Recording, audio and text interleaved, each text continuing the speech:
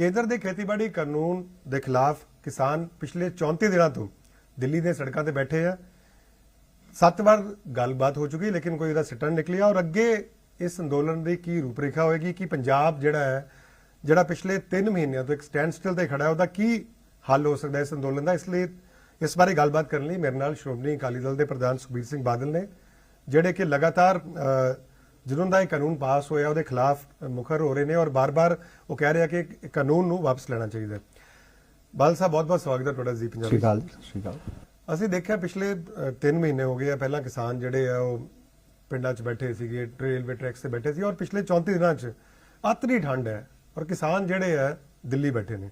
ਕਿਵੇਂ ਦੇਖ ਰਹੇ ਹੋ, ਕਿਉਂਕਿ ਗੱਲਬਾਤ ਜਿਹੜੀ ਅੱਗੇ ਵੱਧ ਨਹੀਂ ਰਹੀ ਔਰ ਕੱਲ ਬੜੀ ਕ੍ਰੂਸ਼ੀਅਲ ਗੱਲਬਾਤ ਹੋਣੀ ਹੈ 30 ਤਰੀਕ ਨੂੰ, ਔਰ ਲੱਗਦਾ ਤੁਹਾਨੂੰ ਕਿ ਕੋਈ ਇਸ ਗੱਲਬਾਤ ਤੋਂ ਕੋਈ ਹੱਲ ਨਿਕਲੇਗਾ? ਕਿਉਂਕਿ ਤੁਸੀਂ ਵੀ ਸਮੇਂ ਤੋਂ ਸਮੇਂ ਕੇਂਦਰ ਸਰਕਾਰ ਨੂੰ ਮੈਸੇਜ ਦਿੰਦੇ ਰਹੇ ਹੋ, ਐਡਵਾਈਸ ਦਿੰਦੇ ਰਹੇ ਹੋ ਕਿ ਕਿਸਾਨਾਂ ਨਾਲ ਗੱਲਬਾਤ ਕਰਨੀ ਚਾਹੀਦੀ। ਆ ਜਿਹੜੀ ਲੜਾਈ ਹੈ ਆ ਪੂਰੇ ਦੇਸ਼ ਦੇ ਕਿਸਾਨਾਂ ਦੀ ਲੜਾਈ ਹੈ। ਸ਼ੁਰੂਆਤ ਪੰਜਾਬ ਤੋਂ ਹੋਈ, ਪੰਜਾਬ ਦੇ ਬਾਅਦ ਹਰਿਆਣੇ ਦੇ ਬਾਅਦ ਹੁਣ ਯੂਪੀ, ਫਿਰ ਰਾਜਸਥਾਨ। ਹੁਣ ਪੂਰੇ ਦੇਸ਼ ਦੇ ਕਿਸਾਨ ਇੱਕ ਪਲੇਟਫਾਰਮ ਤੇ ਇਕੱਠੇ ਹੋ ਗਏ। ਮੰਗ ਬੜੀ ਸੌਖੀ ਹੈ, ਪਰ ਮੰਗ ਨੂੰ ਹੱਲ ਕਰਾਉਣ ਤੋਂ ਪਹਿਲੇ ਮੋਦੀ ਸਾਹਿਬ ਦੀ ਜਿੱਦ ਅੜੀ ਪਈ ਹੈ। ਮੋਦੀ ਸਾਹਿਬ ਨੇ ਮਨ ਬਣਾ ਲਿਆ ਹੈ ਕਿ ਮੈਂ ਨਹੀਂ ਪਿੱਛੇ ਹਟਣਾ। ਆ ਇੱਕ ਬਹੁਤ ਮਾੜੀ ਸੋਚ ਹੈ। ਜਿਹੜਾ ਲੀਡਰ ਹੁੰਦਾ, ਜਿਹੜਾ ਰਾਜਾ ਹੁੰਦਾ ਜਾਂ ਮਾਲਕ ਹੁੰਦਾ ਜਾਂ ਪ੍ਰਧਾਨ ਮੰਤਰੀ ਹੁੰਦਾ ਹੈ, ਮਕਸਦ ਕੀ ਹੁੰਦਾ ਹੈ ਕਿ ਸੇਵਾ ਕਰਨਾ, ਲੋਕਾਂ ਦੀ ਫੈਸਲੇ ਲੋਕਾਂ ਦੇ ਹੱਕ 'ਚ ਕਰਨੇ। ਜਿਹੜੇ ਫੈਸਲੇ ਕਿਸਾਨ ਚਾਹੁੰਦੇ ਹੀ ਨਹੀਂ, ਤੁਸੀਂ ਉਹਦਾ ਫੈਸਲਾ ਥੋਪੋ। ਨਾਲੇ ਹੁਣ ਤੁਸੀਂ ਆਪ ਹੀ ਦੇਖ ਲਿਆ, ਪੂਰੇ ਦੇਸ਼ ਦੇ ਕਿਸਾਨ, ਸਾਰੀਆਂ ਪਾਰਟੀਆਂ, ਸਾਰੇ ਲੋਕ, ਇੰਟੈਲੀਜੈਂਸੀਆ, ਸਾਰੇ ਇੱਕ ਪਲੇਟਫਾਰਮ ਤੇ ਹੈ। ਇਕੱਲੇ ਪ੍ਰਾਈਮ ਮਿਨਿਸਟਰ ਮੋਦੀ ਇੱਕ ਪਾਸੇ ਹੈ। ਇੰਨੀ ਵੱਡੀ ਜਿੱਦ ਰੱਖਣੀ ਬਹੁਤ ਵੱਡਾ ਨੁਕਸਾਨ ਦੇਸ਼ ਦਾ ਵੀ ਹੋਣਾ, ਕਿਉਂਕਿ ਜੇ ਕਿਸਾਨੀ ਖੁਸ਼ ਨਹੀਂ, ਦੇਸ਼ ਖੁਸ਼ ਨਹੀਂ ਹੋ ਸਕਦਾ। ਬਾਦਲ ਸਾਹਿਬ, ਦੇਸ਼ ਦਾ ਅੰਨਦਾਤਾ ਹੈ, ਪਿਛਲੇ ਕਈ ਮਹੀਨਿਆਂ ਤੋਂ ਸੜਕਾਂ ਤੇ ਰੁਲ ਰਿਹਾ ਹੈ ਔਰ ਅਸੀਂ ਦੇਖਿਆ ਠੰਡ ਦੇ ਵਿੱਚ 40 ਤੋਂ ਜ਼ਿਆਦਾ ਜਿਹੜੀਆਂ ਕੀਮਤੀ ਜਾਨਾਂ ਜਾ ਚੁੱਕੀਆਂ, ਲੇਕਿਨ ਪ੍ਰਧਾਨ ਮੰਤਰੀ ਵੱਲੋਂ ਵੀ ਕੋਈ ਪਹਿਲ ਨਹੀਂ ਹੋਈ। ਆਮ ਤੌਰ ਤੇ ਕਿਹਾ ਜਾ ਰਿਹਾ ਸੀ, ਬੀਜੇਪੀ ਵੱਲੋਂ ਦਾਅਵਾ ਕੀਤਾ ਜਾ ਰਿਹਾ ਸੀ ਕਿ ਕੋਈ ਆਊਟ ਆਫ ਦਾ ਬਾਕਸ ਜਿਹੜਾ ਹੈ ਅਸੀਂ ਕੁਝ ਕਰਾਂਗੇ ਤੇ ਕਿਸਾਨ ਖੁਸ਼ ਹੋ ਜਾਣਗੇ। ਲੱਗਦਾ ਹੈ ਕਿ ਕੱਲ ਦੀ ਗੱਲਬਾਤ 8ਵੀਂ ਵਾਰ ਗੱਲਬਾਤ ਹੋਣੀ ਹੈ, ਇਹਨਾਂ ਕੋਈ ਨਤੀਜਾ ਨਿਕਲੇਗਾ? ਆ ਜਾਣ ਕੇ ਜਿਹੜੀ ਕੱਲ ਦੀ ਮੀਟਿੰਗ ਹੈ, ਮੈਨੂੰ ਕੋਈ ਉਮੀਦ ਨਹੀਂ ਹੈ ਕਿ ਉਹ ਨਿਕਲੂਗਾ, ਕਿਉਂਕਿ ਮੋਦੀ ਸਾਹਿਬ ਦੀ ਇੰਟੈਂਸ਼ਨ ਠੀਕ ਨਹੀਂ ਹੈ। ਜੇ ਇੰਟੈਂਸ਼ਨ ਉਹ ਜਾਣ ਕੇ, ਮੈਂ ਦੇਖਿਆ ਹੈ ਪ੍ਰਾਈਮ ਮਿਨਿਸਟਰ ਮੋਦੀ ਜੋ ਵੀ ਕਰਦੇ ਹੈ ਮੀਡੀਆ ਨੂੰ ਦੇਖ ਕੇ, ਪਬਲਿਕ ਇਮੇਜ ਦੇਖ ਕੇ ਕਰਦੇ ਹੈ। ਉਹ ਦਿਖਾਉਣਾ ਚਾਹੁੰਦੇ ਹੈ ਕਿ ਮੈਂ ਤਾਂ ਜੀ ਕਿਸਾਨਾਂ ਨੂੰ ਬੁਲਾ ਰਿਹਾ, ਕਿਸਾਨ ਨਹੀਂ ਆ ਰਹੇ। ਕਿਸਾਨ ਉਹ ਆਪਣੇ ਆਪ ਨੂੰ ਸ਼ੋਅ ਕਰਨਾ ਚਾਹੁੰਦੇ ਹੈ। ਮਨ 'ਚ ਉਹਨਾਂ ਦੀ ਖੋਟ ਹੈ, ਕਿਉਂਕਿ ਕੰਮ ਬੜਾ ਸੌਖਾ ਹੈ, ਮੀਟਿੰਗ ਦੀ ਲੋੜ ਹੀ ਨਹੀਂ। ਕੱਲਾ ਇੱਕ ਅਨਾਊਂਸਮੈਂਟ ਕਰ ਦੇਣ ਕਿ ਜੀ ਮੈਂ ਕਿਸਾਨਾਂ ਦੀ ਭਾਵਨਾ ਦੇਖੀ ਹੈ, ਮੈਂ ਸਾਰੀ ਸਮਝ ਲਈ ਹੈ, ਕਿਸਾਨ ਬਿੱਲ ਨਹੀਂ ਚਾਹੁੰਦੇ, ਇਸ ਕਰਕੇ ਮੈਂ ਵਿਡਰਾਅ ਕਰ ਰਿਹਾ ਬਿੱਲ। ਇਹ ਤੋਂ ਸੌਖਾ ਕੰਮ ਕੀ ਹੈ? ਆਪ ਤਾਂ ਮੰਨ ਗਏ ਹੈ, ਹਰ ਮੀਟਿੰਗ 'ਚ ਮੰਨ ਗਏ ਕਿ ਚਲੋ ਆਹ ਵੀ ਗਲਤੀ ਸਾਡੀ, ਆਹ ਵੀ ਗਲਤੀ ਹੈ। 100 ਤਾਂ ਗਲਤੀਆਂ ਜਿਹੜੀਆਂ ਬਿੱਲ ਦੀਆਂ ਉਹ ਮੰਨ ਲਈਆਂ। ਜੇ ਇਸ ਬਿੱਲ ਦੇ ਵਿੱਚ 100 ਗਲਤੀਆਂ ਹੈ ਤੇ ਫਿਰ ਵੀ ਤੁਸੀਂ ਬਿੱਲ ਰੱਖਣਾ ਹੈ। ਕਿਉਂ ਰੱਖਣਾ? ਜਿੱਦ ਕਰਕੇ ਹੈ ਨਾ। ਸਰਕਾਰ ਦਾ ਦਾਅਵਾ ਕਿ ਅਸੀਂ ਜਿੰਨੀਆਂ ਵਿੱਚ ਸੋਧਾਂ ਸੀਗੀਆਂ ਸੀ ਉਹ ਕਰਨ ਨੂੰ ਤਿਆਰ ਹਾਂ, ਲੇਕਿਨ ਬਿੱਲ ਜਿਹੜਾ ਉਹ ਵਾਪਸ ਨਹੀਂ ਹੋ ਸਕਦਾ। ਚਾਹੇ ਉਹਨਾਂ ਨੂੰ ਵਕਾਰ ਦੀ ਗੱਲ ਬਣੀ ਹੈ ਜਾਂ ਨੱਕ ਦਾ ਸਵਾਲ ਬਣਿਆ ਹੋਇਆ, ਲੱਗਦਾ ਹੈ ਕਿ ਕੋਈ ਵਿੱਚ ਦਾ ਹੱਲ ਲੱਭਣਾ ਚਾਹੀਦਾ, ਕਿਉਂਕਿ ਸੁਪਰੀਮ ਕੋਰਟ ਨੇ ਵੀ ਕਿਹਾ ਵੀ ਸਰਕਾਰ ਨੂੰ ਜਿਹੜਾ ਇੱਕ ਕਮੇਟੀ ਬਣਾ ਕੇ ਸਾਰਿਆਂ ਨੂੰ ਬਿਠਾ ਕੇ ਗੱਲਬਾਤ ਕਰਨੀ ਚਾਹੀਦੀ ਹੈ। ਪ੍ਰਧਾਨ ਮੰਤਰੀ ਨੂੰ ਬਣਾਉਣ ਵਾਲੇ ਕਿਸਾਨ ਹੈ। ਪ੍ਰਧਾਨ ਮੰਤਰੀ ਨੂੰ ਪਤਾ ਅਗਲੇ 3 ਸਾਲ ਰਹਿ ਗਏ ਹੈ। ਜੇ ਕਿਸਾਨ ਪ੍ਰਧਾਨ ਮੰਤਰੀ ਦੇ ਉਲਟ ਚੱਲ ਕੇ ਪੂਰੇ ਦੇਸ਼ 'ਚ ਅਗਲੀ ਵਾਰ ਜਿੱਤਣਾ ਨਹੀਂ, ਬੀਜੇਪੀ ਦੀ ਜ਼ਮਾਨਤਾਂ ਜ਼ਬਤ ਹੋਣਗੀਆਂ। ਜਿੱਦ ਪ੍ਰਧਾਨ, ਮੈਨੂੰ ਹੈਰਾਨੀ ਹੈ, ਇੱਕ ਪੋਲੀਟੀਕਲ ਆਦਮੀ ਜਿਹਨੇ ਇੰਨੀ ਸਾਲ ਮੁੱਖ ਮੰਤਰੀ ਕੀਤੀ ਹੈ, ਪੋਲਿਟਿਕਸ 'ਚ ਰਿਹਾ ਹੈ। ਪੋਲੀਟੀਸ਼ੀਅਨ ਉਹ ਸਕਸੈਸਫੁਲ ਹੈ ਜਿਹੜਾ ਜਿੱਦ ਨਹੀਂ ਕਰਦਾ। ਪੋਲੀਟੀਸ਼ੀਅਨ ਦਾ ਮਤਲਬ ਹੈ ਭਾਵਨਾ ਲੋਕਾਂ ਦੀ ਸਮਝ ਕੇ ਫੈਸਲੇ ਕਰਨੇ। ਜੇ ਤੁਸੀਂ ਜਿੱਦੀ ਕਰ ਲੈਣੀ ਹੈ ਤਾਂ ਜਿੱਦ ਉੱਥੇ ਹੁੰਦੀ ਹੈ, ਡਿਕਟੇਟਰਸ਼ਿਪ ਜਿੱਥੇ ਹੁੰਦੀ ਹੈ। ਪ੍ਰਾਈਮ ਮਿਨਿਸਟਰ ਮੋਦੀ ਹੁਣ ਤਾਂ ਡਿਕਟੇਟਰ ਬਣੇ ਫਿਰਦੇ ਆ, ਪੁੱਛਦੇ ਹੀ ਨਹੀਂ, ਪਰਵਾਹ ਹੀ ਨਹੀਂ ਕਰਦੇ। 50 ਲੋਕ ਸ਼ਹਾਦਤ ਦੇ ਗਏ। ਇੱਕ ਮਹਾਪੁਰਖ ਸੰਤ ਰਾਮ ਸਿੰਘ ਜੀ ਨੇ ਆਤਮ ਹੱਤਿਆ ਕਰਤੀ। ਰੋਜ਼ ਖਬਰਾਂ ਚਾਹੁੰਦਾ ਹੈ ਕਿ ਇੱਕ ਬੱਚਿਆਂ ਤੋਂ ਲੈ ਕੇ ਬਜ਼ੁਰਗਾਂ ਤੱਕ ਜਿਨ੍ਹਾਂ ਨੇ ਜਾਨਾਂ ਚਲੇ ਗਈਆਂ, ਇੱਕ ਕੋਈ ਜਾਨ ਦਾ ਮੁੱਲ ਨਹੀਂ ਹੈ। ਮੈਨੂੰ ਬੜਾ ਅਫਸੋਸ ਆਉਂਦਾ ਹੈ ਕਿ ਪ੍ਰਧਾਨ ਮੰਤਰੀ ਉੱਥੇ ਬੈਠੇ ਸੋਚ ਕੀ ਰਹੇ, ਕੋਈ ਪਰਵਾਹ ਹੀ ਨਹੀਂ ਕਿ ਉਹਨਾਂ ਦੇ ਬਜ਼ੁਰਗ, ਉਹਨਾਂ ਦੇ ਆਪਣੇ ਬਜ਼ੁਰਗ। ਦੇਸ਼ ਦੀ ਜਨਤਾ, ਇੱਕ ਪ੍ਰਧਾਨ ਮੰਤਰੀ ਦੇ ਆਪਣਾ ਪਰਿਵਾਰ ਹੁੰਦਾ ਹੈ। ਆਪਣੇ ਪਰਿਵਾਰ ਨੂੰ ਇਹ ਜਿਹੀ ਹਾਲਾਤ 'ਚ ਦੇਖੇ ਉਹਨੂੰ ਤਰਸ ਨਹੀਂ ਆਉਂਦਾ, ਉਹਨੂੰ ਕੋਈ ਫਰਕ ਨਹੀਂ ਪੈਂਦਾ। ਜੇ ਇਹ ਜੀ ਸੋਚ ਵਾਲੇ ਇਨਸਾਨ ਜਿਨ੍ਹਾਂ ਨੂੰ ਕੋਈ ਫਰਕ ਨਾ ਪਏ, ਫਿਰ ਉਹ ਦੇਸ਼ ਦੀ ਅਗਵਾਈ ਕਰਨ ਨੂੰ ਫਿੱਟ ਨਹੀਂ ਹੈ। ਬੀਜੇਪੀ ਦਾ ਲਗਾਤਾਰ ਵਿਰੋਧ ਹੋ ਰਿਹਾ ਪੰਜਾਬ 'ਚ। ਅਸੀਂ ਦੇਖਿਆ ਕਿ ਅਟਲ ਬਿਹਾਰੀ ਵਾਜਪਾਈ ਜਿਹੜੇ ਸੀ 25 ਤਰੀਕ ਨੂੰ ਉਹਨਾਂ ਦੇ ਜਨਮ ਦਿਨ ਤੇ ਉਸ ਦਿਨ ਵੀ ਬੜਾ ਵਿਰੋਧ ਹੋਇਆ ਪੰਜਾਬ ਜਗ੍ਹਾ ਜਗ੍ਹਾ, ਔਰ ਬੀਜੇਪੀ ਦਾ ਕਹਿਣਾ ਕਿ ਕਾਂਗਰਸ ਇਸ ਗੱਲ ਨੂੰ ਕਰਵਾ ਰਹੀ ਹੈ, ਕਿਸਾਨ ਜਿਹੜਾ ਉਹ ਸਾਡੇ ਨਾਲ ਹੈ ਜਾਂ ਕਿਸਾਨ ਜਿਹੜਾ ਉਹ ਧਰਨਾ ਦੇ ਰਿਹਾ ਉੱਥੇ ਦਿੱਲੀ ਬੈਠਾ, ਇਹ ਕਾਂਗਰਸ ਦੇ ਲੋਕ ਕਰ ਰਹੇ। ਤੁਹਾਨੂੰ ਕੀ ਲੱਗਦਾ ਹੈ?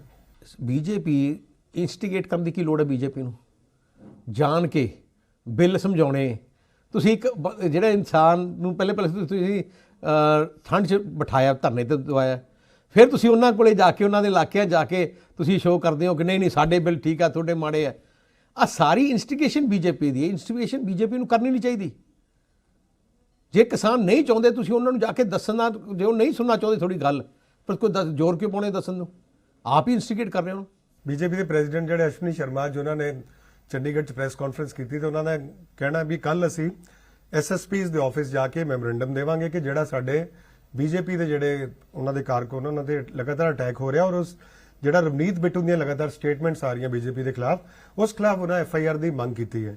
ਲੱਗਦਾ ਕਿ ਜੋ ਰਵਨੀਤ ਬਿੱਟੂ ਕਹਿ ਰਹੇ, ਜੋ ਸੈਂਟੀਮੈਂਟਸ ਪੰਜਾਬ ਦਾ ਉਹ ਦੱਸ ਰਹੇ ਆ, ਉਹ ਸੱਚਾਈ ਬਿਆਨ ਕਰ ਰਹੇ ਆ ਜਾਂ ਪੰਜਾਬ ਦੇ ਹਾਲਾਤ ਜਿਹੜੇ ਆ ਉਹਨਾਂ ਨੂੰ ਵਿਗਾੜਨ ਦੀ ਕੋਸ਼ਿਸ਼ ਕੀਤੀ ਜਾ ਰਹੀ? ਕਿਉਂਕਿ ਦੋਨੋਂ ਪਾਸਿਓਂ ਜਿਹੜਾ ਹੈ ਉਹ ਗਰਮ ਜਿਹੜੇ ਬਿਆਨ ਆ ਰਹੇ ਨੇ, ਜਿਹੜੇ ਪੰਜਾਬ ਲਈ ਬੜੇ ਮਾੜੇ ਹੋ ਸਕਦੇ ਅੱਗੇ ਜਾ ਕੇ। ਜੇ ਮੋਦੀ ਸਾਹਿਬ ਨੇ ਆਈ ਜਿੱਦ ਰੱਖੀ, ਫਿਰ ਬੀਜੇਪੀ ਨੂੰ ਸਾਰੇ ਪੰਜਾਬੀਆਂ ਦੇ ਐਫਆਈਆਰ ਕਰਨੀ ਪੈਣੀ ਹੈ। ਜੇ ਤੁਸੀਂ ਸਾਰੇ ਅੱਜ ਕੋਈ ਦੇਖ ਲਓ, ਆ ਜਿਹੜੀ ਐਜੀਟੇਸ਼ਨ ਹੈ, ਆ ਇਮੋਸ਼ਨਲ ਐਜੀਟੇਸ਼ਨ ਹੈ, ਅਬਵ ਪਾਰਟੀ ਲਾਈਨ ਐਜੀਟੇਸ਼ਨ ਹੈ। ਹਰ ਇਨਸਾਨ, ਹਰ ਕਿਸਾਨ, ਇਕੱਲੇ ਕਿਸਾਨ ਨਹੀਂ, ਮਜ਼ਦੂਰ ਵੀ ਉੱਥੇ ਵਪਾਰੀ ਵੀ ਉੱਥੇ ਜਾ ਰਹੇ ਹੈ, ਇਮੋਸ਼ਨਲੀ ਜਾ ਰਹੇ ਹੈ, ਕਿਉਂਕਿ ਉਹਨਾਂ ਨੂੰ ਪਤਾ ਹੈ ਕਿ ਜਿਹੜੀ ਅਸੀਂ ਰੋਟੀ ਖਾਂਦੇ ਆ, ਇਹਨਾਂ ਲੋਕਾਂ ਨੇ ਖੂਨ ਪਸੀਨੇ ਨਾਲ ਮਿਹਨਤ ਕਰਕੇ ਬਣਾਈ ਹੈ, ਉਹ ਅਸੀਂ ਖਾ ਰਹੇ ਹਾਂ। ਸੋ ਆ ਇੱਕ ਐਜੀਟੇਸ਼ਨ, ਕੋਈ ਪੋਲੀਟੀਕਲ ਐਜੀਟੇਸ਼ਨ ਹੋਏ ਤਾਂ ਗੱਲ ਹੋਰ ਹੁੰਦੀ ਹੈ। ਆ ਤਾਂ ਇਮੋਸ਼ਨਲ ਐਜੀਟੇਸ਼ਨ ਬਣ ਗਈ ਹੈ। ਤੁਸੀਂ ਪੰਜਾਬੀਆਂ ਤੇ ਦੇਸ਼ ਦੇ ਕਿਸਾਨਾਂ ਦੀ ਇਮੋਸ਼ਨਸ ਨੂੰ ਕੁਚਲ ਨਹੀਂ ਸਕਦੇ।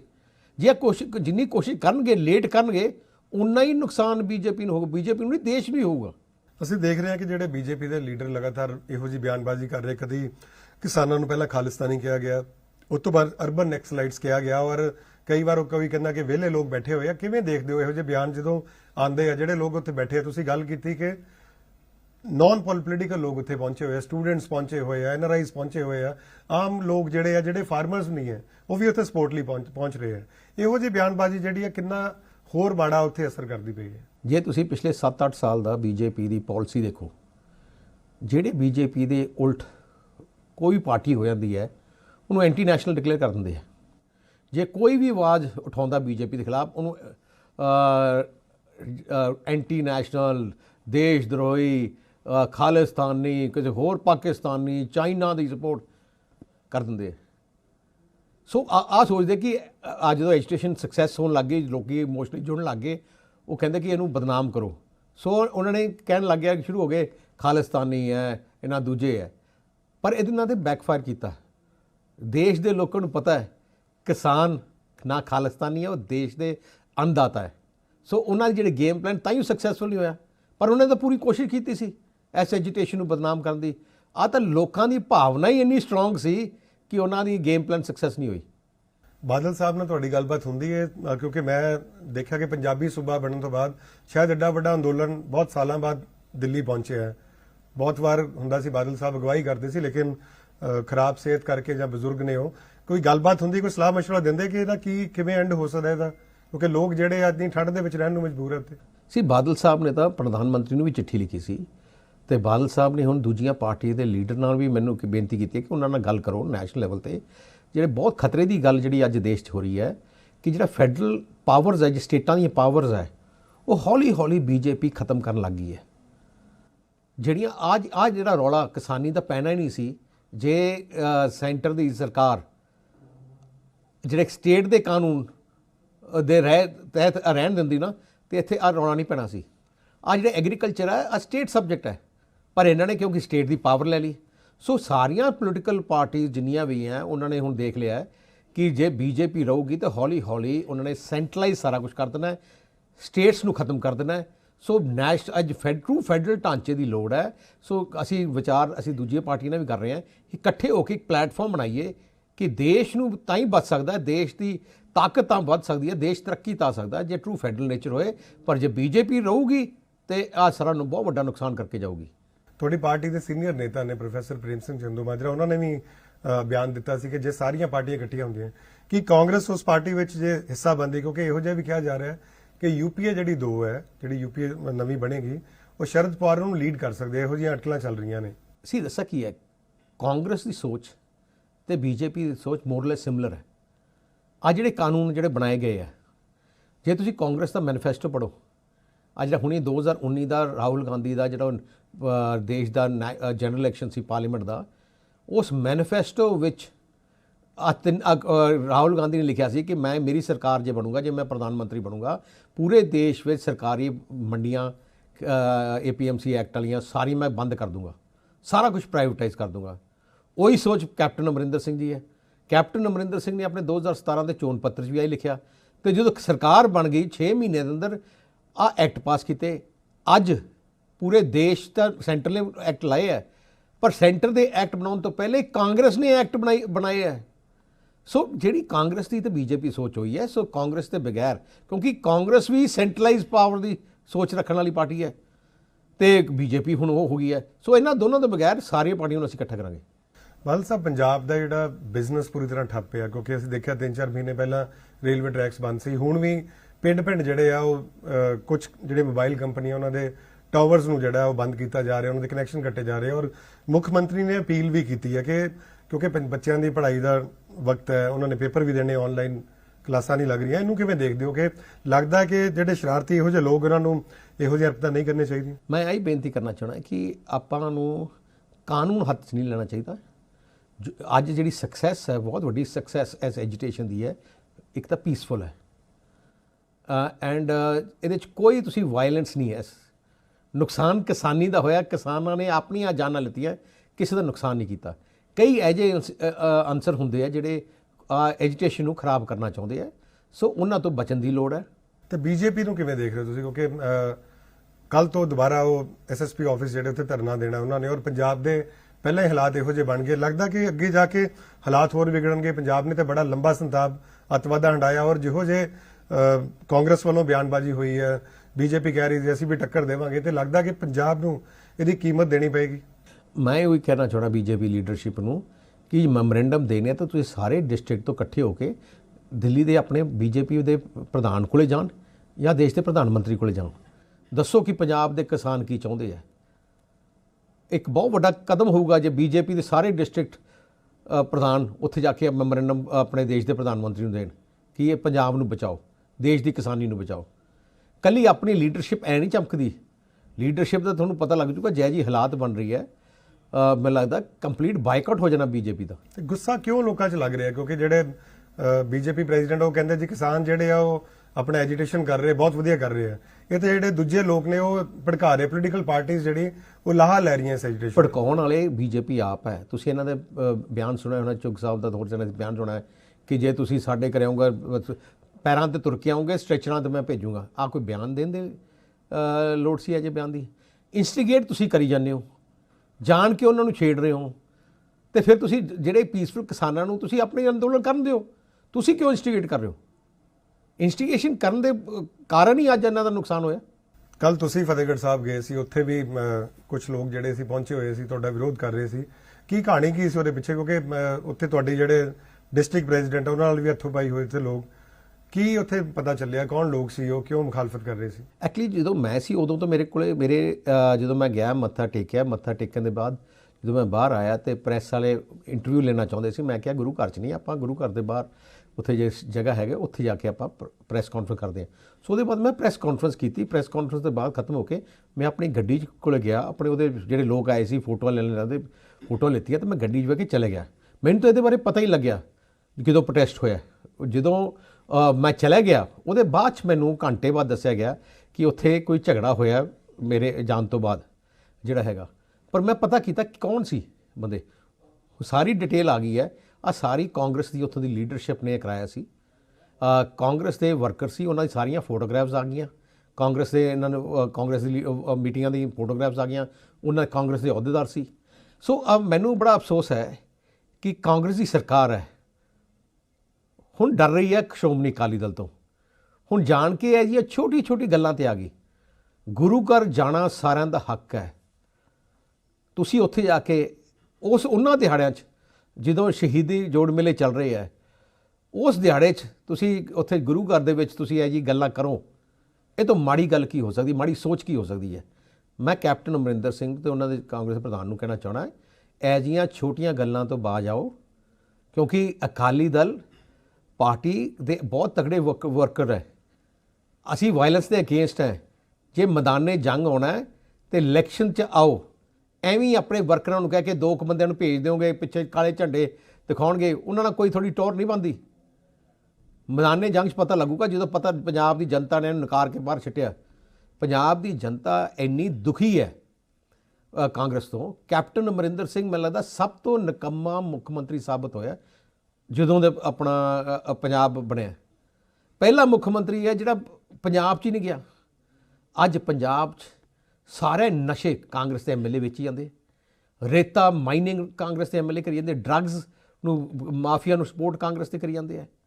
ਇਹ ਜੀ ਹਾਲਾਤ law and order the situation ਨਹੀਂ। ਆ ਸੋਚਦੇ ਆ ਕਿ ਇਹ ਜੀਆਂ ਕਾਲੀਆਂ ਝੰਡੀਆਂ ਦਿਖਾ ਕੇ 2-2 4-4 ਆਪਣੇ ਵਰਕਰ ਭੇਜ ਕੇ ਲੋਕਾਂ ਦੀ ਇੰਟੈਂਸ਼ਨ ਡਿਵਰਟ ਹੋ ਜੂਗੀ। ਲੋਕਾਂ ਦੀ ਜਨਤਾ ਦੀ ਇੰਟੈਂਸ਼ਨ ਨਹੀਂ ਡਿਵਰਟ ਹੁੰਦੀ। ਜੇ ਜਿਹੀਆਂ ਕਰਤੂਤਾਂ ਕਾਂਗਰਸ ਨੇ ਕੀਤੀਆਂ ਉਹਨਾਂ ਨੂੰ ਪਤਾ ਲੱਗ ਜੂਗਾ ਇਲੈਕਸ਼ਨਾਂ 'ਚ। ਸੁਖਬੀਰ ਜੀ, ਵਜ੍ਹਾ ਕੀ? ਬਹੁਤ ਸਾਰੇ ਜਿਹੜੇ ਲੋਕ ਨੇ ਜਿਹੜੇ ਧਰਨੇ 'ਚ ਵੀ ਬੈਠੇ ਆ, ਉਹ ਪੋਲੀਟੀਕਲ ਪਾਰਟੀਆਂ ਤੇ ਟਰਸਟ ਨਹੀਂ ਕਰ ਰਹੇ, ਉਹਨਾਂ ਨੂੰ ਜਿਵੇਂ ਸਟੇਜ ਨਹੀਂ ਸ਼ੇਅਰ ਕਰਨ ਦਿੱਤੀ ਜਾਂਦੀ। ਕੀ ਵਜ੍ਹਾ ਮੰਨਦੇ ਹੋ ਇਹਦੇ ਪਿੱਛੇ? ਗੁੱਸਾ ਕਿਉਂ? ਉਹਦੇ 'ਚ ਕੋਈ ਗੁੱਸਾ ਨਹੀਂ ਹੈ। ਆ ਕੋਈ ਐ ਗੱਲ ਨਹੀਂ ਹੈ ਕਿ ਪੋਲੀਟੀਕਲ ਪਾਰਟੀ ਨੂੰ ਸਟੇਜ ਸ਼ੇਅਰ ਨਹੀਂ ਕਰਨ ਦਿੰਦੇ। ਬੇਸਿਕਲੀ ਪਰਪਸ ਹੈ ਉਹ ਪੋਲੀਟੀਕਲ ਐਜੀਟੇਸ਼ਨ ਨੂੰ ਪੋਲੀਟੀਕਲ ਰੂਪ ਨਹੀਂ ਦੇਣਾ ਚਾਹੁੰਦੇ, ਕਿਉਂਕਿ ਜੇ ਪੋਲੀਟੀਕਲ ਰੂਪ ਬਣ ਜਾਂਦਾ ਫਿਰ ਬੀਜੇਪੀ ਸਰਕਾਰ ਕਹੂਗੀ ਨਹੀਂ ਦੀ ਆ ਤਾਂ ਕਾਂਗਰਸ ਦੀ ਐਜੀਟੇਸ਼ਨ ਹੈ, ਆ ਜੀ ਇਸ ਪਾਰਟੀ ਦੀ ਐਜੀਟੇਸ਼ਨ ਹੈ। ਸੋ ਉਹਦੀ ਜਿਹੜੀ ਸਟਰੈਂਥ ਘਟ ਜਾਂਦੀ ਹੈ। ਹੁਣ ਤੁਸੀਂ ਦੇਖੋ ਇਸ ਐਜੀਟੇਸ਼ਨ 'ਚ ਸ਼੍ਰੋਮਣੀ ਅਕਾਲੀ ਦਲ ਦੇ ਮਤਲਬ ਹਜ਼ਾਰਾਂ ਵਰਕਰ ਡੇਲੀ ਜਾ ਰਹੇ ਉੱਥੇ, ਡੇਲੀ ਮੈਨੂੰ ਪਿਕਚਰਾਂ ਭੇਜਦੇ ਆ, ਸਾਰੇ ਕਰ ਰਹੇ। ਸਾਡੇ ਡਿਸਟ੍ਰਿਕਟ ਦੀਆਂ ਜਥੇਬੰਦੀਆਂ ਲੱਗੀਆਂ ਉੱਥੇ ਜਾਣ ਨੂੰ। ਸੋ ਉਹਨਾਂ ਦਾ ਕੋਈ ਗੱਲ ਨਹੀਂ, ਉਹ ਬੇਸਿਕਲੀ ਉਹ ਸਟੇਜ ਤੋਂ ਪੋਲੀਟੀਕਲ ਨੇਚਰ ਨਹੀਂ ਦਿਖਾਉਣਾ ਚਾਹੁੰਦੇ। ਆਹੀ ਕਾਰਨ ਹੈ। ਅਦਰਵਾਈਜ਼ ਉੱਥੇ ਜਨਤਾ ਦਾ ਐਂ ਥੋੜ੍ਹੀ ਹੈ। ਔਰ ਜਿਹੜੇ ਤੁਸੀਂ ਸੁਣਿਆ ਹੋਣਾ 2-4 ਲੋਕੀ ਨਾਅਰੇ ਗੱਲ ਕਰਦੇ ਹੋ, ਆਹ ਸ਼ਰਾਰਤੀ ਅਨਸਰ ਹੈ। ਉਹ ਅਨਸਰ ਜਿਹੜੇ ਐਜੀਟੇਸ਼ਨ ਨੂੰ ਫੇਲ ਕਰਨਾ ਚਾਹੁੰਦੇ ਆ, ਉਹ ਇਹੋ ਜਿਹੇ ਕੰਮ ਕਰਦੇ ਆ।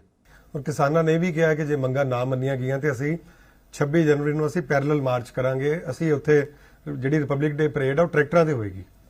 ਮੈਂ ਉਹੀ ਕਹਿਣਾ ਚਾਹੁੰਦਾ ਪ੍ਰਦੇਸ਼ ਦੇ ਪ੍ਰਧਾਨ ਮੰਤਰੀ ਨੂੰ, ਕਿੰਨੀ ਦੇਰ ਤੁਸੀਂ ਕਿਸਾਨਾਂ ਨੂੰ ਸੜਕਾਂ ਤੇ ਬਿਠਾਓਗੇ? ਤੁਸੀਂ ਸੋਚਦੇ ਹੋ ਕਿ ਕਿਸਾਨ ਇੱਥੇ ਬਹਿ ਕੇ ਥੱਕ ਜਾਣਗੇ? ਨਹੀਂ ਥੱਕਦੇ। ਭਾਵੇਂ ਜਿੰਨਾ ਮਰਜ਼ੀ ਟਾਈਮ ਲੱਗੇ। ਦੇਸ਼ ਦੇ ਕਿਸਾਨ ਉਹ ਕਿਸਾਨ ਆ ਜਿਨ੍ਹਾਂ ਨੂੰ ਨਾ ਧੁੱਪ ਦਾ ਹੀ ਫਰਕ ਹੈ, ਨਾ ਠੰਡ ਨੂੰ ਕੋਈ ਪਰਵਾਹ ਕਰਦੇ ਆ। ਪ੍ਰਾਈਮ ਮਿਨਿਸਟਰ ਮੋਦੀ ਥੱਕ ਜੂਗਾ ਪਰ ਕਿਸਾਨ ਨਹੀਂ ਥੱਕਦੇ। ਕਿਸਾਨ ਦੇ ਅੱਜ ਤੁਸੀਂ ਦੇਖੋ ਵਰਲਡ ਓਵਰ ਓਪੀਨੀਅਨ ਬਣ ਗਿਆ।